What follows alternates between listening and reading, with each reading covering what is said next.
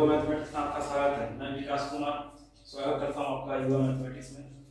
जैसा कि पिछले क्लास में मैंने आपको बताया था, पूरे गणित को सिलेबस को समझाया था और बताया था कि किस चैप्टर से कितना कितना क्वेश्चन पूछा जाता है, ठीक है। और ये भी बताया था कि नेक्स्ट वीडियो में क्या पढ़ाने वाला हूँ, तो देर न करते हुए सीधे आते हैं, देखते हैं कौन सा चैप्टर स्टार्ट होने वाला है, ठीक है। देखिए चैप्टर एनसीईआरटी किताब का आपका 12 और 13 दोनों एक साथ, ठीक है। अब कहेगा सर दोनों एक साथ क्यों, पहले 12 बताइए फिर 13 बताइए, या पहले 13 फिर 12 बताइए। तो दोनों चैप्टर को इसलिए मैं लेकर चल रहा हूँ क्योंकि दोनों अप्रॉक्स अलग चैप्टर है। देखें मेंस्ट्रुएशन के अंदर ही आता है, ठीक है, इसलिए मैं इसको पढ़ा रहा हूँ और इससे ज़्यादा ऑब्जेक्टिव बनता है, इसलिए भी इसको पढ़ा रहा हूँ और एक दूसरे से काफ़ी रिलेटेड है, फॉर्मूला बेसिस से देखिएगा इसको, ठीक है। इसको मैंने मेंस्ट्रुएशन नाम दिया, मेंस्ट्रुएशन समझिएगा। यहाँ पर मेंस्ट्रुएशन को दो पार्ट में तोड़ के पढ़ा जाता है, ठीक है। एक होता है 2D, एक होता है 3D। ये 2D क्या है, 3D क्या है। 2D यानी कि 2 डायमेंशन जिसमें 2 डायमेंशन, और 3D यानी कि 3 डायमेंशन जिसमें 3 डायमेंशन, ठीक है। अब 2D 2 डायमेंशन मतलब क्या हुआ, उसमें लंबाई होगी और चौड़ाई होगी, यानी वो तो लेंथ होगा ब्रेथ होगा। और 3D में क्या होगा, लंबाई चौड़ाई तो होगा, इसके साथ ऊंचाई भी ऐड होगा, ठीक है। लंबाई होगा, चौड़ाई होगा और ऊंचाई होगा, ठीक है। पहला 2D और 3D में अंतर, इसका 2D में उस चैप्टर को रखेंगे इसमें सिर्फ लंबाई होगा और चौड़ाई होगा, और 3D में उस चैप्टर को रखेंगे इसमें लंबाई चौड़ाई और ऊंचाई तीनों होगा, ठीक है। दूसरा अंतर कि 2D के अंतर्गत जो भी फिगर दिया जाएगा या जो भी पढ़ाया जाएगा उसमें आप क्षेत्रफल निकालिएगा और परिधि निकालिएगा, ठीक है। और क्या सीखेंगे, क्षेत्रफल निकालेंगे और परिधि निकालेंगे, ठीक है। लेकिन 3D में क्षेत्रफल तो निकालेंगे, इसके साथ ही साथ परिधि नहीं, आयतन निकालना सीखेंगे, ठीक है। ये 2D और 3D में एक छोटा सा डिफरेंस का पहचानने का। ऐसे आपको एग्जाम में क्वेश्चन का बस बनाना है, कौन 2D कौन 3D उससे मतलब नहीं बस बनाना है, मैं पढ़ा रहा हूँ इसलिए बता रहा हूँ। तो देखिए 2D में इतने सारे चैप्टर पढ़ने हैं और 3D में इतने सारे चैप्टर पढ़ने हैं, ठीक है। समझिएगा, मतलब लिखना है यहाँ पर परिभाषा और सूत्र, ठीक है। परिभाषा और सूत्र सबके मैं परिभाषा बताऊंगा, सूत्र बताऊंगा। सूत्र को लिखना है, परिभाषा को सुनना है। यदि आप परिभाषा को लिखना चाहें तो आप लिख भी सकते हैं, या आपको ऊपर वीडियो को रोककर पॉज करके आप लिख सकते हैं, ठीक है। लेकिन आपसे एग्जाम में परिभाषा नहीं पूछेगा, आपसे सूत्र डायरेक्ट पूछ सकता है। इसके अलावा सूत्र पे बेसिस फॉर्मूला पे बेसिस आपसे सवाल पूछ सकता है, ठीक है। लेकिन कभी कभी क्या होता है ना, परिभाषा से रिलेटेड क्वेश्चन पूछता है, इसलिए परिभाषा में बोलूंगा जो नोट करना है उसको नोट करना है, ठीक है। क्योंकि उससे क्वेश्चन पूछा जाता है, जो छोटे मोटे होते हैं उसको बता दूंगा मैं। और बाकी देखिए यहाँ पे आपने चला 2D में, तो 2D में जो सबसे पहला टॉपिक रहेगा हमारा रहेगा त्रिभुज का, ट्रायंगल और त्रिभुज के प्रकार। ट्रायंगल पढ़ेंगे, फिर ट्रायंगल के अंतर्गत कौन कौन से ट्रायंगल आते हैं, on the basis of side और on the basis of angle, भुजा के आधार पे, कोण के आधार पे 3 होते हैं, उसको पढ़ेंगे। सबको डिटेल से पढ़ेंगे, क्या होता है नियम कोण, अधिक कोण, समकोण त्रिभुज, उसके बाद समबाहु त्रिभुज, विषमबाहु त्रिभुज, समद्विबाहु त्रिभुज, इस सब के बारे में पढ़ेंगे, सबका फॉर्मूला देखेंगे। फिर उस पर पढ़ेंगे हम चतुर्भुज यानी कि क्वाड्रेंट और चतुर्भुज के प्रकार, टाइप्स ऑफ क्वाड्रेंट। इसमें आपका जितने तरह का चतुर्भुज होगा वो सबका सवाल है। इसमें आपका समचतुर्भुज, समांतर चतुर्भुज, वर्ग, आयत, समलंब चतुर्भुज, ये सब का सब इसी में आने वाला है चतुर्भुज, ठीक है। मैंने अलग अलग नहीं लिखा है, चतुर्भुज मतलब वो सब इसके अंतर्गत ही आते हैं। त्रिभुज मतलब त्रिभुज के अंतर्गत जितने टाइप के त्रिभुज सब इसमें। अब देखिए एक वृत्त, एक अर्ध, ठीक है। क्या सवाल, वृत्त और इसमें कहां लंबाई चौड़ाई होता है, जो रेडियस होता है, डायमीटर होता है, तो आप इसको कहां रखें इसमें, हां ये 2D का पार्ट नहीं है ना सर, लेकिन इसमें पढ़ाएंगे, इसको अलग से नहीं बताएंगे, इसमें बताएंगे क्योंकि इसमें भी फॉर्मूला रखिए और सवाल को नहीं इस तरह का है, इसलिए इसको हम इसमें शामिल कर दिए हैं। लेकिन ये 2D का ये पार्ट है, ये 2D का पार्ट नहीं है, लेकिन पढ़ना इसमें, ठीक है। वृत्त पढ़ेंगे, वृत्त में क्या क्या होता है वो जानेंगे, कैसे परिधि निकलता है, कैसे क्षेत्रफल निकलता है। फिर वृत्त का आधा अर्धवृत्त करेंगे, इसको भी डिटेल्स करेंगे और ऐसे ही करेंगे, ठीक है। उसके बाद बहुभुज आपके सिलेबस का पार्ट नहीं है, लेकिन निश्चित है कि इससे क्वेश्चन पूछेगा, ठीक है। क्योंकि ऑब्जेक्टिव क्वेश्चन इससे बनाया जाता है, बहुभुज का कुछ फॉर्मूला आता है उसको लिखा देंगे और उसके लिए क्वेश्चन को करवा देंगे ताकि आप इससे भी क्वेश्चन आए तो सीखेंगे, ठीक। और ये तो पढ़ना ही है, कौन या तो आपको त्रिभुज से कौन पूछे या चतुर्भुज से कौन पूछे, किसी से कौन पूछ सकता है, तो इसको भी इसी में देखेंगे, ठीक है। फिर से एक बार देख लीजिए, त्रिभुज, त्रिभुज के प्रकार, चतुर्भुज, चतुर्भुज के प्रकार। ये 2D का अंदर है ना, लेकिन वृत्त और वृत्त बहुभुज और कोण ये 2D नहीं है, लेकिन बड़ा है इसमें, ठीक है। फिर आइए 3D में। जैसा कि मैं बताया आपको कि 3D के अंदर लंबाई चौड़ाई ऊंचाई वाले को रखा जाता है, जिसमें हम लोग क्षेत्रफल और आयतन निकालना सीखते हैं। तो इसमें पहला जो चैप्टर पढ़ना होगा वो पढ़ना होगा घन और घनाभ, क्यू और क्यूबाइड, ठीक है। उसका दूसरा चैप्टर है बेलन और एक खोखला बेलन। बेलन का मतलब सिलेंडर और खोखला बेलन तो होलो सिलेंडर, ठीक है। ये पढ़ना है, सब फॉर्मूला है इसमें, सब में फॉर्मूला है, इसका भी फॉर्मूला है, सब बताएंगे। उसका बना होगा शंकु, और फिर शंकु के जैसा ही होता है शंकु का छीन। इसे खोद के बाल्टी का क्षेत्रफल निकालिए, कड़ाही का क्षेत्रफल निकालिए, गिलास का क्षेत्रफल निकालिए, तो शंकु के शेप का ही होता है, लेकिन उसको शंकु का छीना बोला जाता है, ठीक है। बताएंगे इसको तो समझ में आएगा। फिर लास्ट वाला है 4th नंबर में गोला और अर्धगोला, ठीक है। गोला पढ़ने के अर्धगोला का फॉर्मूला अपने आ जाएगा। कैसे फॉर्मूला इसका होता है, कैसे याद करना है ये मैं सब बताऊंगा, फॉर्मूला को समझाऊंगा, और कैसे याद करना है कम से कम समय में ये भी बताऊंगा, ठीक है। अब इसके आगे स्टार्ट करते हैं 2D फिगर को और देखते हैं कि त्रिभुज, चतुर्भुज और वृत्त ये सब का क्या फॉर्मूला है। और आज मैं इस फॉर्मूले को डिस्कशन करूंगा, फॉर्मूले का डिस्कशन करूंगा, फॉर्मूले के विस्तार से बताऊंगा, लिखवाऊंगा, और इसके बेसिस जो क्वेश्चन होगा वो कल होगा, क्योंकि एक ही वीडियो में बताऊंगा तो बहुत लंबा हो जाएगा, इसलिए छोटा छोटा वीडियो रहेगा, आप लोग देख लीजिए, ठीक है। तो आगे स्टार्ट करते हैं त्रिभुज, चतुर्भुज सबका फॉर्मूला और इसके बेसिस क्वेश्चन देखते हैं। चलिए, तो हम लोग त्रिभुज के बारे में बात करते हैं ना, देखते हैं त्रिभुज के बारे में। त्रिभुज क्या है, तो सबसे पहले इसका डेफिनेशन सुनिएगा क्या होता है, बड़े पास और ये त्रिभुज हम मेंसुरेशन के दृष्टि से पढ़ा है, फॉर्मूला बेसिस।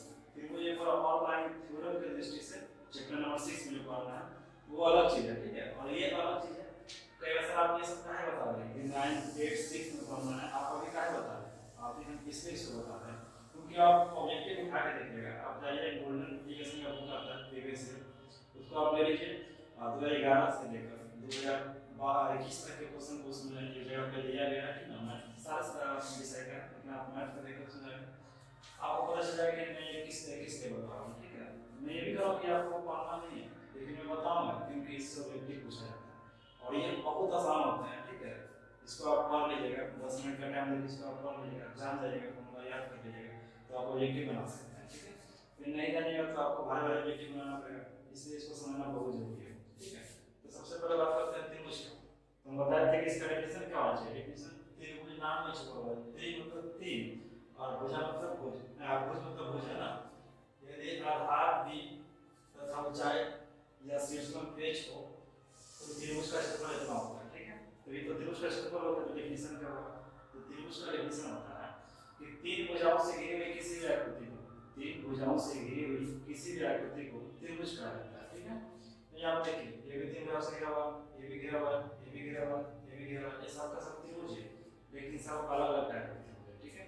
तो सिर्फ त्रिभुज बोले और कुछ ना बोले, सिर्फ त्रिभुज की बात करें तो आपको ध्यान रखना है कि त्रिभुज यानी कि 3 भुजाओं से घिरा हुआ कोई भी आकृति त्रिभुज कहलाती है, और उसका क्षेत्रफल सिंपल त्रिभुज का क्षेत्रफल होता है। यदि हमको आधार पता हो, आधार को b माने, यदि ऊंचाई या शीर्षक पता तो नहीं कीजिए h हो, तो त्रिभुज का क्षेत्रफल होता है 1/2 आधार इंटू शीर्षक या आधार इंटू ऊंचाई कर सकते हैं, इसी को लिखा जाता है एरिया बराबर 1/2 b इंटू h, ठीक है। क्लियर, ये हो गया त्रिभुज का एरिया। अब इस त्रिभुज में जिस टाइप के त्रिभुज होते हैं और जिसका एरिया पूछा जाता है हम उसको बताएंगे, ठीक है। बाकी समकोण त्रिभुज क्या होता है, न्यून कोण क्या होता है, अधिक कोण क्या होता है, वो त्रिभुज जब पढ़ेंगे ना तो वहां पे डेफिनेशन सब पढ़ेंगे, सब का डेफिनेशन पढ़ेंगे। अभी हम बता रहे हैं, लिखवाएंगे, ठीक है। बस आपको डेफिनेशन समझना है और मेन फॉर्मूला याद रखना है, क्योंकि क्वेश्चन फॉर्मूला से पूछा जाएगा। मैं पहले बता चुका हूं ये चैप्टर फॉर्मूला बेसिस है, ठीक है।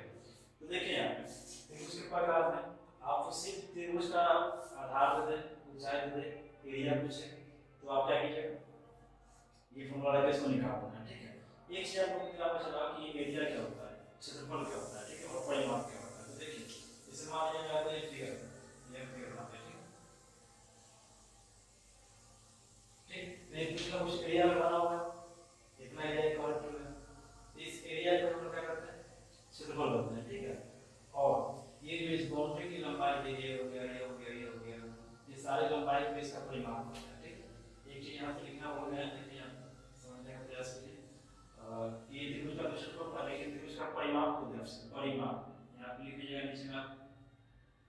परिमाप क्या होता है, ठीक है। तो परिमाप कुछ नहीं, भुजाओं की लंबाई होती है, भुजाओं की लंबाई का परिमाप करते हैं। इसमें मान लेते हैं ये है, ये बी है और ये सी है, और हमसे पूछ जाए बताइए त्रिभुज का परिमाप क्या होगा। कुछ नहीं करना, इसको इसको और इसको पकड़ के जोड़ देंगे, ठीक है। तो क्या बनेगा A B plus B C plus A C, कहीं से स्टार्ट कर सकते हैं, इसको लीजिए, इसको या इसको किसी को कर लीजिए, लेकिन जोड़ना सकते हैं, ठीक है। हमारे सवाल में दिया गया है कुछ था ये 3 है, ये 5 है, तो ये बताइए परिमाप क्या होगा। 5 3 8 2 10, तो इसका परिमाप निकाल देंगे। इस परिमाप का फॉर्मूला है किसका, किसी भी त्रिभुज का, सिर्फ त्रिभुज का परिमाप, ठीक है। ये त्रिभुज का सब नॉर्मल है, सब जानता है, लेकिन त्रिभुज के प्रकार में आता है तो समकोण त्रिभुज के बारे में जानते हैं। समकोण त्रिभुज दैट मींस ये मतलब जिसका एक एंगल 90 डिग्री होना चाहिए, मतलब एक खड़ा लाइन होना चाहिए, बाकी ये क्या वो समझ नहीं है ना, ऐसा फिगर होना चाहिए, ठीक है। ये फिगर आप ऐसे हो सकता है, ठीक है। ये समकोण नहीं है, ये समकोण नहीं है, ये समकोण नहीं है, समकोण ही है, ठीक है। ऐसा फिगर वाला ही समकोण कहलाता है, इसको ध्यान रखना। देखिए ये हाइट हो जाएगा इसका, तो इसको लंबाई कह सकते हैं, और ये बेस होता है। ये क्या होता है, जब जीरो पॉइंट में इसको हाइपोटेनस का रहता है, इसका रेडियस का है। अब ये जानिए जब ये हाइट देते हैं और ये बेस देते हैं, और क्या कि समकोण त्रिभुज का एरिया होता है, तो अपनी बस सेम वही है, एरिया का फिर सेम होगा। समकोण त्रिभुज के लिए 1/2 आधा इंटू ऊंचाई, तो ये दोनों सेम ही था। तो ऐसे पूछे या नाम देके पूछे तो क्षेत्रफल कैसे निकालें, यदि इसका परिमाप पूछे, इसका वो भी बताइए परिमाप क्या होगा। तो परिमाप तो जान चुके हैं कि परिमाप कुछ नहीं, बस सभी भुजाओं की लंबाई का जोड़ परिमाप होता है। जोड़िए A B plus A C plus B C, मतलब हमारे ये 2 है, ये 3 है, ये 1 है, कितना लगा तो ये 3 3 6, ठीक है। तो परिमाप निकल जाएगा, तो सब साइड पे जोड़ देना। ये हो गया था किसका, समकोण त्रिभुज का परिमाप। अब देखते हैं समबाहु, इंपॉर्टेंट मोस्ट इंपॉर्टेंट है, इससे ज्यादा चलता है समबाहु। देखिए नाम से पता चला समबाहु, सम मतलब बराबर, बाहु मतलब भुजा, समबाहु मतलब इसका सारा भुजा बराबर। त्रिभुज ए बी से मान लेते हैं, देखिए ये भी ए है, ये भी है, ये भी है, कहने मतलब ये 3 होगा, ये भी 3 होगा, ये भी 3 होगा, ठीक है। इसको समबाहु त्रिभुज कहा जाता है, मतलब इसको जिसके तीनों भुजा बराबर आपस में, ठीक है, उसको समबाहु त्रिभुज कहा जाता है। और इसका क्षेत्रफल निकालने का फॉर्मूला होता है, स्पेशल फॉर्मूला होता है, इसको याद रखना है। समबाहु त्रिभुज का क्षेत्रफल बराबर √3/4 a स्क्वायर, समबाहु त्रिभुज का क्षेत्रफल बराबर √3/4 a स्क्वायर, ठीक है। यहाँ पे a क्या है, तो a आपका भुजा रहेगा, कहने का मतलब साइड रहेगा, ठीक है। तो साइड रहेगा, साइड पर समकोण है, डायरेक्ट इसको सवाल पूछेगा। यदि कोई आपसे पूछता है समबाहु त्रिभुज का परिमाप क्या होता है, ठीक है। यदि समबाहु त्रिभुज का परिमाप पूछे, कुछ नहीं करना, बस आपको जोड़ना है a b b c a c, जैसे भी जोड़िए a c b c या c b या b a, जैसे जोड़ो मतलब सारे बाउंड्री को जोड़ देंगे, तो a plus a plus a, a plus a plus a, यानी कि ठीक है। फिर ऐसा इसका फॉर्मूला याद रखेंगे, इसका फॉर्मूला नहीं था, इसका फॉर्मूला याद रखेंगे, तो नहीं कोई जरूरत नहीं, बस आप याद रखेंगे, जोड़ देंगे, ठीक है। इसमें सब कुछ है, बोला है कि बताइए एक भुजा 3 है, समबाहु त्रिभुज का, बताइए उसका क्या होगा, तो ये नहीं इस पर बनना है, ठीक है।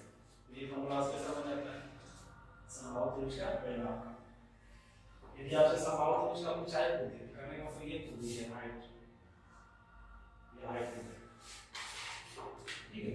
तो इसको भी निकालने का तरीका होता है, उसके लिए फॉर्मूला क्या है, समबाहु त्रिभुज की ऊंचाई बराबर √3/2a, √3/2a। देखिए ये सब 9th क्लास में पढ़ना है, और ये आपको बताया नहीं जाएगा, ठीक है, क्योंकि आप 9th पढ़ के आए हुए, इसलिए वो बताते नहीं है, अधिकतर टीचर नहीं बताते हैं, डायरेक्ट 3D पे आ जाता है, लेकिन मैं बता रहा हूँ कि इससे बहुत सारा क्वेश्चन पूछता है, ठीक है। इसलिए आप देख लीजिए समबाहु त्रिभुज को ऊंचाई √3/2a, ये क्या था आपका भुजा, ठीक। अब आता है समद्विबाहु, देखिए नाम से समद्विबाहु मतलब ऐसा त्रिभुज जिसके 2 भुजा पर समबाहु और एक भुजा अलग हो, ठीक है। ध्यान रखिए, हम मान लेते हैं ये और ये बराबर, ठीक, ये हो गया a b c, ठीक। तो त्रिभुज a b c में 2 भुजा बराबर है, a b है, a b और ये कुछ भी हो सकता है, मान लीजिए ये 3 है, 3 है, ये 5 6 4 10 कुछ भी हो सकता है, मतलब 2 भुजा बराबर रहेगा, ये दोनों बराबर होगा, नहीं कोई जरूरत नहीं है, ये भी बराबर हो सकता है, ये भी बराबर हो सकता है, तो कोई 2 भुजा आपस में बराबर है, ठीक है। तो इसका फॉर्मूला समद्विबाहु त्रिभुज का क्षेत्रफल पूछता है, ठीक है, बहुत इजी है, याद रखना है b/4 √4a² - b²। अब यहाँ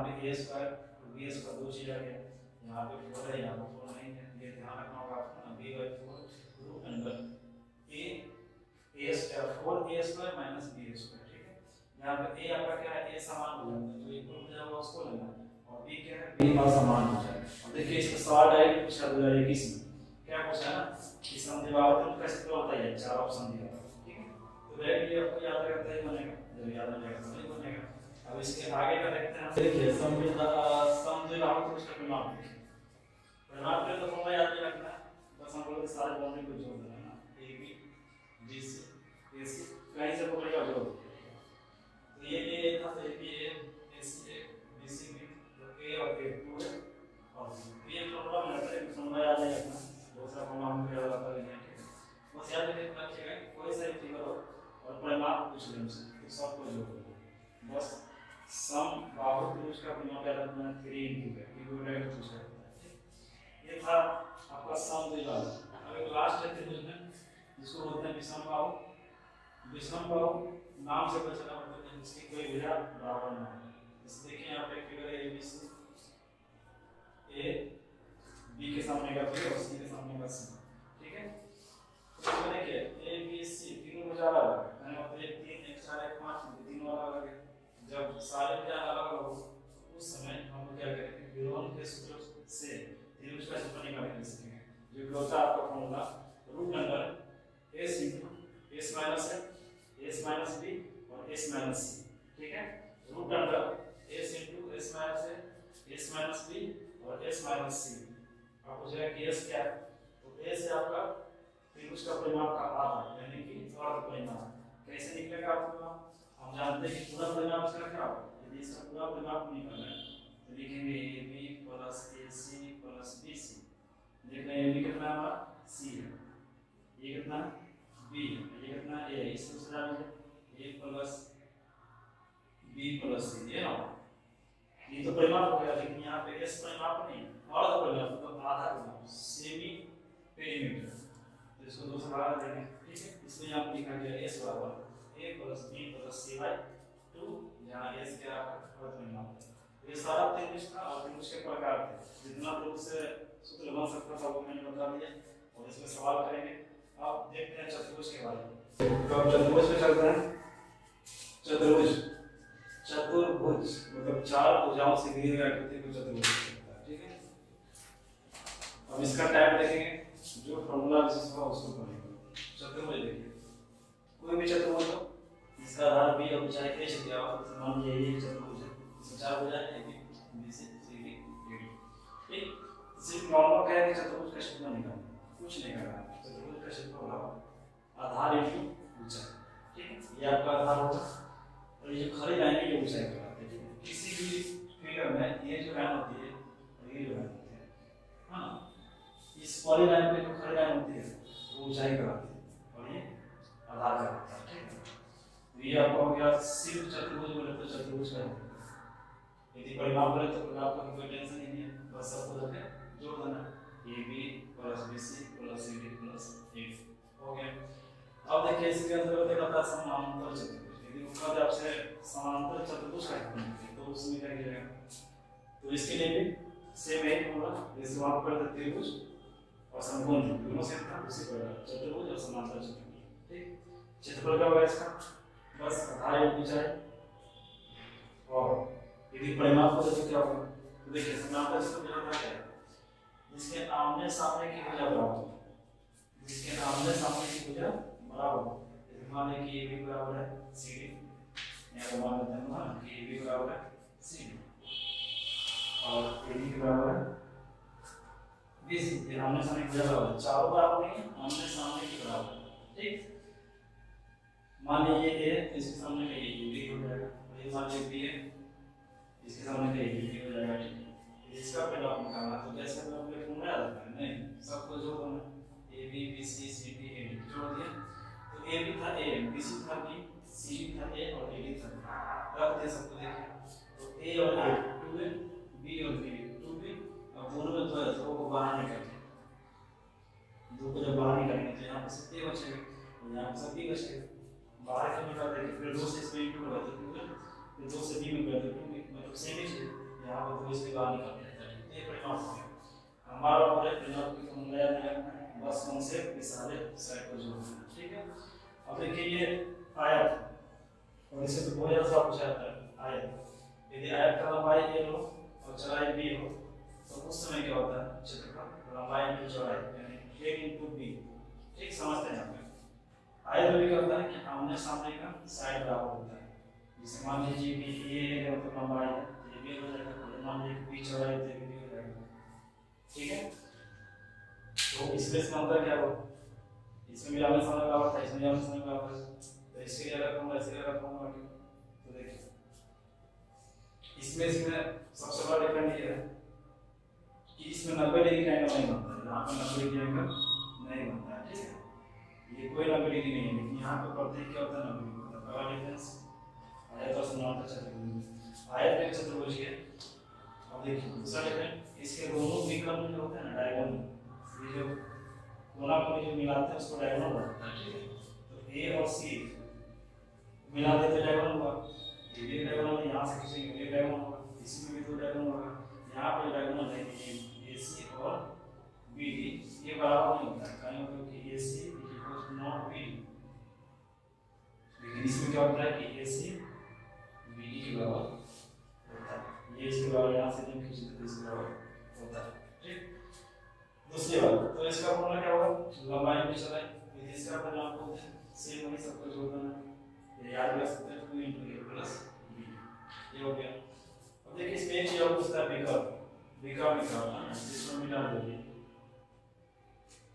ये विकर्ण, ये विकर्ण तो ये निकालना, तो इसके फॉर्मूला क्या याद रखना होगा, root under a square b square, root under a square b square ये निकलता है, इसे 90 डिग्री से यहाँ माइनस हो गया, तो माइनस इक्वल्स टू होता है रूट अंडर परपेंडिकुलर का स्क्वायर इक्वल टू बेस का स्क्वायर। ठीक है, लंब का स्क्वायर और भाग का स्क्वायर ट्रिगो पढ़ेंगे तो उसमें भी हिसाब से सुपर रहेगा। ये हो गया, तो ये था समांतर चतुर्भुज और आयत। अब देखते हैं हम लोग वर्ग क्या होता है और समचतुर्भुज क्या होता है। आयत को देखा, अब बारी समचतुर्भुज की। ठीक है, समचतुर्भुज और वर्ग दोनों को साथ लेकर चलेंगे, जिस प्रकार समांतर चतुर्भुज था और आयत था उसी प्रकार अब देखना है समचतुर्भुज और वर्ग। समचतुर्भुज नाम से चीजों को पकड़ना सीखो, समचतुर्भुज, सम मतलब बराबर, चतुर्भुज मतलब चार भुजा होगा। जैसे वैसे आकृति जिसकी चारों भुजा आपस में बराबर उसको समचतुर्भुज कहा जाता है। जैसे मान लीजिए कि ABCD चतुर्भुज है जिसमें AB भी A, BC भी A, CD भी A और AD भी A, इसमें दो विकर्ण होता है AC और BD। अब देखिए इसका एरिया निकालने के लिए बोले तो बस कुछ नहीं करना है, 1/2 विकर्णों का गुणनफल, विकर्ण ये AC एक विकर्ण है और BD एक विकर्ण है। ठीक है, तो समचतुर्भुज का क्षेत्रफल हो जाएगा 1/2 विकर्णों का गुणनफल।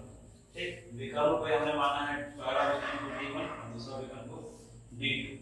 यदि इसका परिमाप होता है तो परिमाप के लिए फॉर्मूला कुछ नहीं होता, बस सभी साइड को करके जोड़ देना, AB BC CD और AD को जोड़ देते हैं। ठीक है, तो AB भी है, BC भी है, CD भी है और AD भी है, तो A + A + A + A यानी 4 × भुजा, ये क्या है भुजा।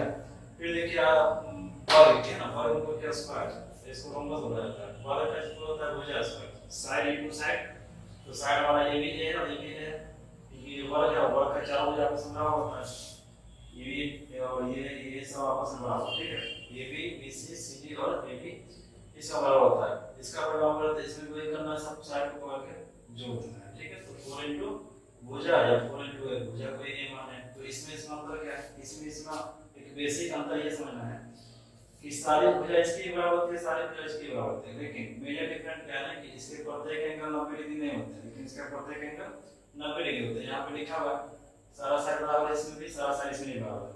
देखिए इसका सारा साइड बराबर है आपस में, इसका भी सारा साइड बराबर है आपस में, लेकिन यहाँ पे AOB 90 डिग्री, AOB 90 डिग्री। यहाँ पे एक चीज समझना है कि जब दोनों विकर्ण एक दूसरे को कट करते हैं तो जहाँ पे कट करते हैं वहाँ पे 90 डिग्री का एंगल बनता है। ठीक है, इसमें भी बनता है 90 डिग्री का एंगल, लेकिन हम इस एंगल की बात कर रहे हैं, ये 90 नहीं होगा, ये भी 90 नहीं होगा। ठीक है, लेकिन इसमें क्या होगा, ये 90 होगा, ये 90 होगा, ये 90 होगा और ये भी 90 होगा। मतलब वर्ग की प्रत्येक एंगल जो होती है कोण जो होता है वो 90 डिग्री होता है और इसमें 90 डिग्री नहीं होता, लेकिन याद रखना है कि दोनों का जो विकर्ण होता है दूसरे को 90 पे कट करता है। ठीक है, ये दोनों मेजर डिफरेंस क्या है, इसका एंगल 90 डिग्री नहीं होगा, प्रत्येक एंगल ABCD ये 90 डिग्री नहीं होगा, इसमें ABCD 90 डिग्री होगा। तो याद रखना दोनों सेम ही चीज है, बस एंगल का डिफरेंस है। बाकी इसका एरिया याद रखना, इसका एरिया होता है साइड का स्क्वायर, इसका एरिया 1/2 D1 × D2, दोनों विकर्ण है, D1 भी विकर्ण D2 भी विकर्ण। अब आता है समलंब चतुर्भुज का, इसको ट्राइपेज बोला जाता है। ये देखिए इसमें इसकी फिगर ऐसे होती है, इसकी आकृति ऐसे होती है, दो साइड आपस में पैरेलल होंगे, यहाँ पे दिखाया गया कि AB और BC आपस में पैरेलल है, और दो साइड पैरेलल नहीं होंगे, कहने मतलब कि AD और BC आपस में पैरेलल नहीं होगा, ये दोनों पैरेलल होगा। यदि इसका एरिया पूछता है हमसे, क्षेत्रफल पूछता है, तो 1/2 समानांतर भुजाओं का योग इनटू ऊंचाई, समानांतर भुजाओं का योग इनटू ऊंचाई, 1/2 समानांतर भुजा ये ना था, इसको जोड़ना है AB प्लस CD, इसको जोड़ दिया इनटू ऊंचाई, ऊंचाई को हमने माना है AE या H भी बोल सकते हैं, AE हो गया। अब ऊंचाई यहाँ भी हो सकता है या ऊंचाई यहाँ भी हो सकता है, किसी एक ही ऊंचाई को लेना है, या कभी भी बीच में रहेगा तो समझ आइए उन दोनों के बीच की दूरी, यहाँ पर हम लिख सकते हैं समानांतर भुजाओं का योग इनटू ऊंचाई, या दोनों के बीच की दूरी लिख सकते हैं, ठीक है। तो यहाँ पर जो था ए भी था, ए सी था, इसको जोड़ दिया, ऊंचाई था ए, इसको लिख दिया, यदि परिमाप बोले तो बस सेम काम सब साइड पर पकड़ के जोड़, ठीक है। तो जितने भी तरह का फॉर्मूला टोटली बन सकता था वो बता दिया गया आप लोग को। अब बचा है वृत्त, त्रिज्याखंड, जो कि वृत्त से संबंधित क्षेत्रफल का बहुभुज और कोण निकालने के लिए, जो 2D का पार्ट नहीं है वो पार्ट है आपका मेंसुरेशन के अंदर, उसको कर सकते हैं क्योंकि वृत्त से संबंधित क्षेत्रफल का चीज है, उसको हम इसी में लेके चलेंगे क्योंकि मेंसुरेशन के दृष्टि से दोनों एक ही तरह से उसको समझा जा सकता है क्योंकि क्वेश्चन वैल्यू बेसिस होता है, आपको वैल्यू देगा, आपको फॉर्मूला रखना और बनाना है, ठीक है। इसलिए हम इसी में उसको पढ़ाएंगे। नेक्स्ट जो वीडियो आपको कहेगा जितना भी फॉर्मूला बताया गया इसी के बेसिस पे सारा ऑब्जेक्टिव कराया जाएगा, ठीक है। और जितने भी क्वेश्चन पूछे होंगे इसके बेसिस पे 2D का 2011 से लेकर 2021 तक का ये सब करेंगे हम लोग ऑब्जेक्टिव, और एक क्लास इसमें सब्जेक्टिव का होगा, सब्जेक्टिव जो पूछा गया क्वेश्चन जो 12 पूछता है उसको बता दिया जाएगा, ठीक है। और इसके साथ ही आप लोग एक नई सीरीज स्टार्ट कर रहा हूं मैं, नई सीरीज क्या होगा, शॉर्ट वीडियो रहेगा आपको ना, वो वैसा वीडियो होगा जो बार-बार एग्जाम में क्वेश्चन पूछा जाता है, ट्रिगन से सवाल उठा लिए, कभी कोऑर्डिनेट से सवाल उठा लिए, कभी ट्रायंगल से सवाल उठा लिए, और उस सवाल को हम 5 से 6 मिनट में बताने का कोशिश करेंगे पूरे डिटेल से, बार-बार रिपीट किया हुआ सवाल, ताकि आपका सिलेबस जल्दी से जल्दी कवर हो सके, ठीक है। यदि आप लोग को वीडियो अच्छा लगा हो और यदि आगे इस तरह का वीडियो चाहते हो और चाहते हैं कि एग्जाम से पहले कुछ तैयारी हो जाए अच्छा, तो आप वीडियो को शेयर कर सकते हैं, सब्सक्राइब कर सकते हैं और लाइक कर सकते हैं। मिलते हैं नेक्स्ट वीडियो में, धन्यवाद।